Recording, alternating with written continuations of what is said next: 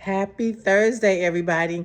You know who it is. This is Tracy Morgan, and it is time for 40 things that I learned in 40 years of marriage in 40 days. As you know, my husband and I celebrated our 40th wedding anniversary, June the 5th. So we've been doing little shots of celebration here and there and here and there. But I decided that for the extent of 40 days, I would share one thing that I learned in marriage. But get this. It's not just me. I've invited other folks that I know to come on in and share as well. And we've heard from our brother and our friend Dale Rutledge, and we've heard from my sister girlfriend Alicia Hines. And so go back and listen to those, comment on those. And thanks so much for commenting and joining me. Today, I'm going to share something else that I learned. Now, again, you know my rote. This is something that I learned, not something that my husband learned, not something that we learned together, not even something that we may have learned in marriage counseling. Can I tell you, marriage counseling is good, marriage therapy is good, but this is something that I've learned. And today's lesson, one thing that I've learned in 40 years of marriage, in 40 years of day, in 40 days, 40 years of days. One thing that I've learned in 40 years of marriage, in 40 days, I need y'all to listen, because this also was a tough one for me. And that lesson is trust him. Woo, girl, that's a tough one. Brother, that's a tough one.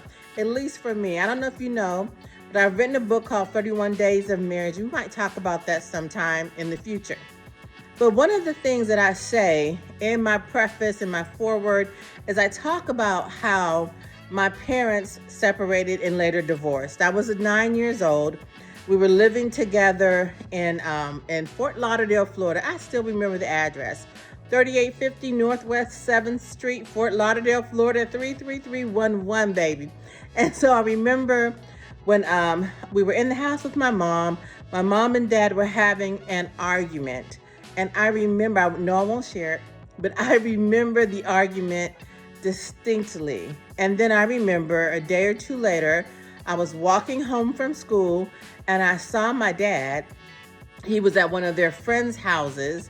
And when I was walking down the street, he came onto the sidewalk, had a bright white shirt and blue dungarees is what we called them. He was in the Navy then, retired from the Navy. And he was eating sardines and he offered me a sardine.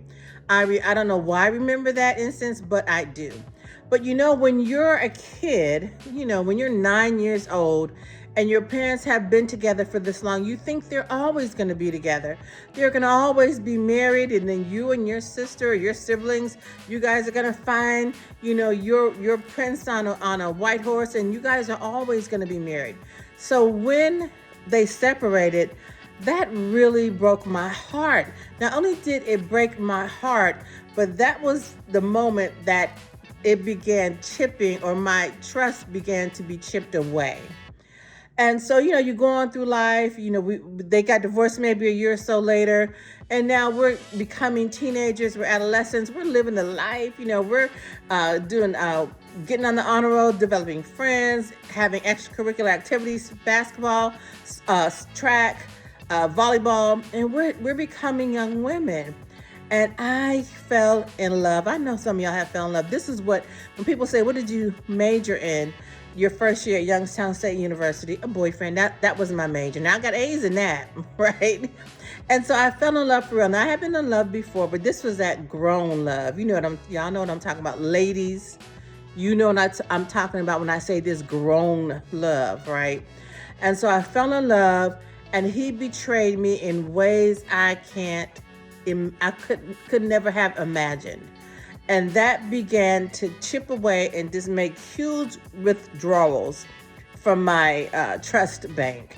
Now, I'm here to tell you that when you get older, you learn that those withdrawals from your trust bank don't always just affect your relationship. It can affect other areas in your life, because all of your trust goes into one bank.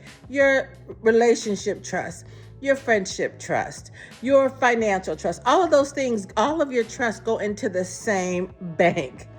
And so, I felt betrayed. I was heartbroken. I was going to kill him with a butter knife. Listen, I was out of it.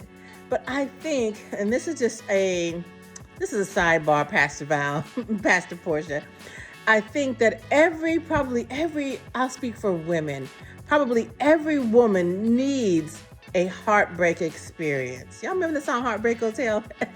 I think perhaps every woman needs a heartbreak experience.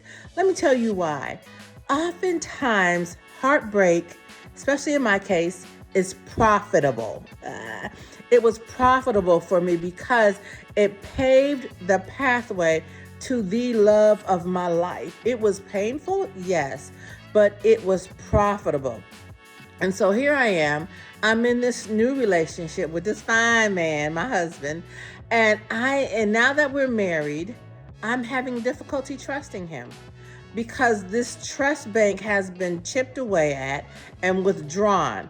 And so even though he's doing everything right, saying the right things, behaving the right way, behaving the way that he should behave, I'm still having issues trusting him. If he said he's going down to the store, I'm checking. If he's on a phone call more than 5 minutes, I'm checking. If he's in the bathroom too long, I'm double checking. And I'm double checking the double checking. That's not a way to live. And so my lesson today is take the leap and trust. Not just trust him, take the leap and trust him. For a lot of us, for a lot of ladies, it takes a leap to be able to trust. Now, let me tell you something this older woman of God would say. She would say, we trust God and we love people.